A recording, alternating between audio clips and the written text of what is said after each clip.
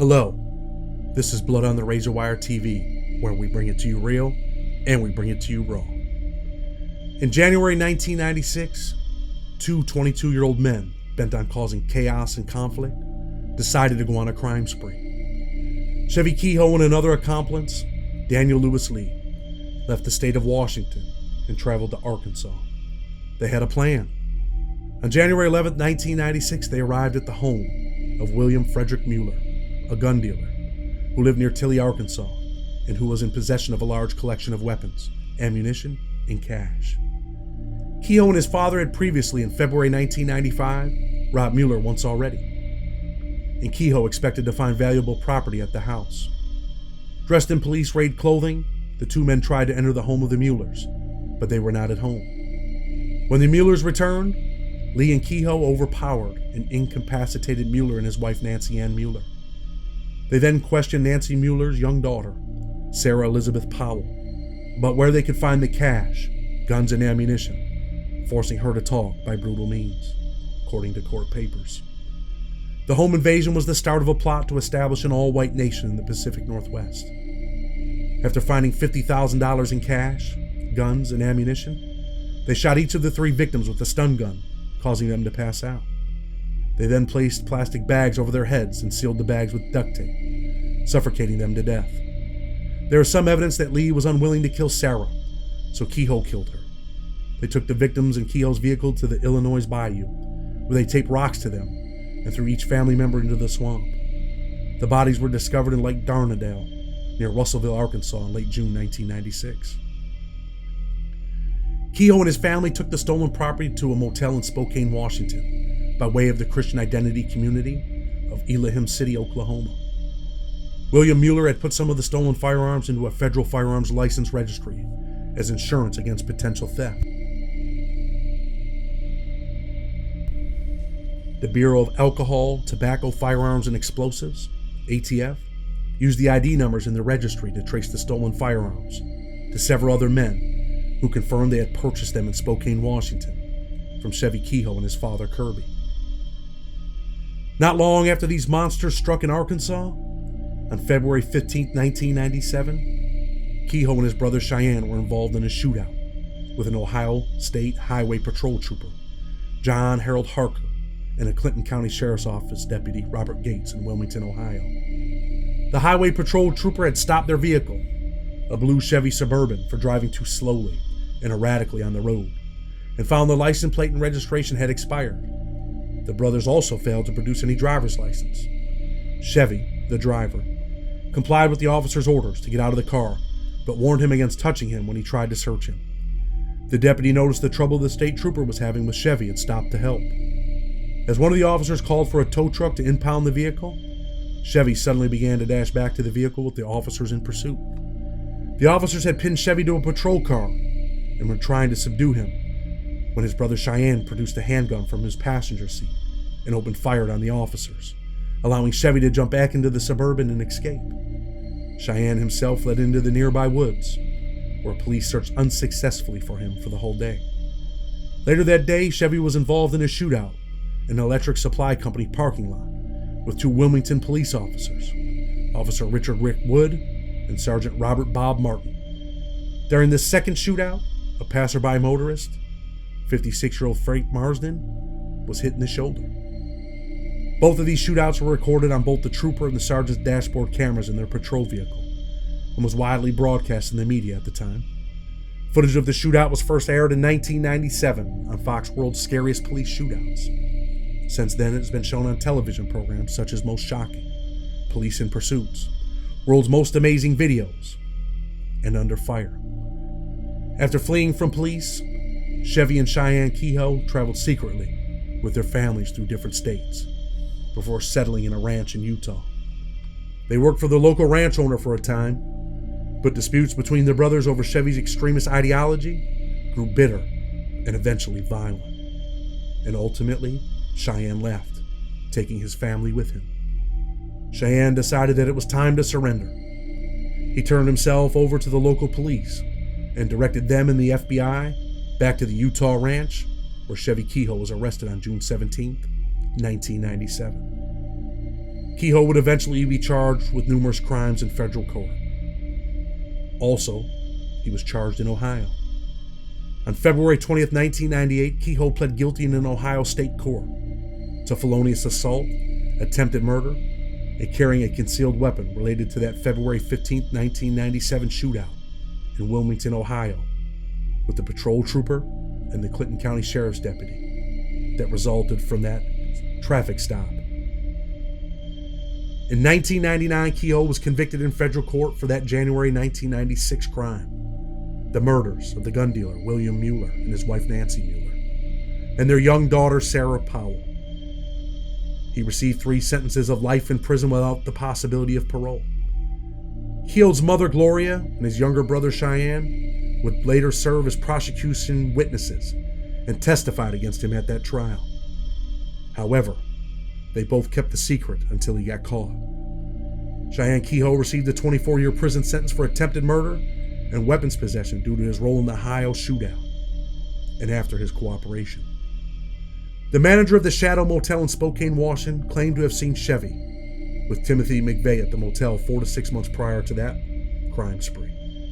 The manager also claimed that on the morning of the bombing, Chevie showed up to the motel and asked him to put on CNN and became ecstatic when the news of the bombing appeared. The manager also claimed that Chevie had told him the days prior that something big would happen on April 19th. Kehoe denied the allegations, and the FBI found no evidence that McVeigh had ever traveled to Spokane. Chevie Kehoe was sentenced to die in prison with life behind bars. Lee would not be so lucky. He was sentenced to death. During the trial, prosecutors would call Daniel Lewis Lee a cocked and fully loaded gun. On July 14, 2020, the federal government would carry out its first federal execution in 17 years. Lee would finally pay the price for the chaos that he was a part of. His last words were, "I didn't do it. I've made a lot of mistakes in my life, but I'm not a murderer." With 20 onlookers at USP Terre Haute, federal prison employees strapped Lewis to the bed, where he would take his last breath. At 7:46 a.m., the shades on the windows in each room were opened to reveal Lee strapped to the gurney with his arms out to his sides and 2 IV lines running from a port in the wall behind him. It took 2 or 3 minutes after the drugs were administered for Lee to die, according to a witness. He didn't appear to be suffering. His lips moved like he was blowing bubbles, but nothing came out. At one point he raised his head slightly, then lay it back down. Perhaps it was in this moment that he regretted what he had done. At one point he raised his head slightly, then lay it back down. At 8:07 a.m. on that fatal morning, he would breathe no more. Chevie, for all the wrongs he had done, was tucked away in a federal prison. But Chevie had had enough of prison. In 2014, he decided that he was going to take a shot at getting free. Both himself and his cellmate decided that it was time to leave USP Lee, a federal maximum security prison tucked away in the great state of Virginia. USP Lee has been the home for some notorious criminals, such as Brian Patrick Reagan, a former master sergeant in the United States Air Force, who was convicted of offering to sell secret information to foreign governments. He is now serving life in prison. Dandane Munoz Mascara, born August 27, 1966, also known as La Quisa, Colombian slang for the fat girl, a childhood nickname, is a Colombian former hitman for the Medellin Cartel, a drug trafficking group. He was described at one point being the chief assassin for the cartel's leader, Pablo Escobar.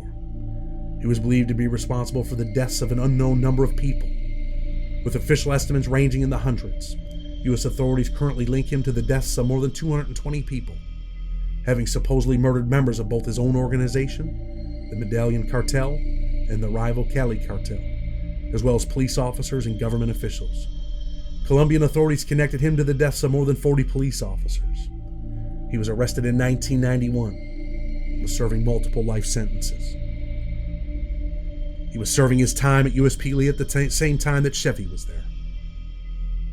Chevie and his cellmate decided it was time to put a plan in place for the Great Escape. They planned. They watched. They timed the perimeter patrol for months. They practiced walking on cups that took them from the mess hall. This prepared them for walking on top of the steel post that held up the fences. They knew exactly when the prison guards with the guns would be patrolling the outside perimeter. They waited for the perfect day, the perfect season. For them, it was when the fog would come in. They had the window nice and dug out. They busted it out in the evening during the 10 o'clock count. In prison, this is the noisiest time when everyone is scrambling to get their last-minute bowls of food, cooked in the prison microwave. Prisoners are running back and forth to get things from the storeman, or putting their last bets for the evening, sometimes grabbing prison contraband for the evening. Chevie and his partner knew what had to be done, and when. They executed the plan. They had made ladders from mop sticks, armed themselves with prison shanks and rubber hoses with weights in them, to strike who they must. On May 30th, 2014, Chevie and his cellmate decided it was time. They rappelled down the wall of the third-floor cell block. They were in a dead space between the building and a corridor. Discipline had to kick in, as they hid behind electrical transformers for several hours, waiting to make their break. The zone alarms were out. There was no problem getting over the first fence. They made it with a sigh of relief. They had picked the best day, a day when the fence alarms were not working. Or did they have something to do with it? Again, they waited for the perfect time to make their great escape over the last fence. The time had come, and they went for it. The pair had everything timed perfectly. They left the room in case there was any problems clearing the fence. According to staff at the prison, it was Chevie who made it first. His cellmate went next. But to his partner, he had failed. He was caught in the razor wire. He could not clear it. What was Chevie to do? He turned back to free his partner from the entanglement that was cutting him to pieces. But why? Did he care about his cellie enough to not venture on without him? Or was he afraid that his cellmate would be found and that would limit his time to get away? Whatever it was, he panicked, and the plan was unraveling. They had everything down to a science until this occurred. As fate would have it, the prison guard working the perimeter road happened to change up his routine. He came in a little early, and he drove around the perimeter, spotting 41-year-old prisoner Chevie Kehoe trying to free his partner. All of prisoner number 21300-009, all of his hopes, all of his dreams at tasting freedom were now gone. The plot had been foiled. The cellmate was freed from the razor wire only to be cuffed and led to the special housing unit. Chevie found the same fate. He would later go to USP Florence ADX. In November 2019, he was transferred to USP Florence High. On December 18, 2020, Kehoe was transferred to United States Penitentiary McCrary in Kentucky. He was then held at USP Big Sandy in Inez. As of now, 2022, he is held at United States Penitentiary Terre Haute. It seems the federal prison system will not let him linger anywhere too long, where he could plan his next great escape. Some people have asked me what Chevie was like in prison. To me, he seemed like he was not a threat to anyone. He reminded me of some peaceful hillbilly, not looking for trouble. But sometimes in prison you run into people that are stone-cold psychopaths, and you never know who they really are when they unleash their rage. Chevie was a guy that, to me, kept to himself or kept to his car, the guys that he associated with.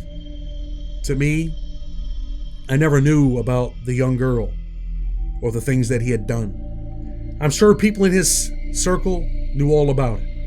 I'm sure there were people in his circle that thought, you know what he did was wrong, but we're going to cover it up because we kind of like this dude. And sometimes those things happen in USPs. Sometimes they chalk up violence as just part of being a criminal, when the violence even involves those younger, not those that commit sex offenses. But I guess in Chevie's case, his people, his car, thought that what he did to that young girl was okay.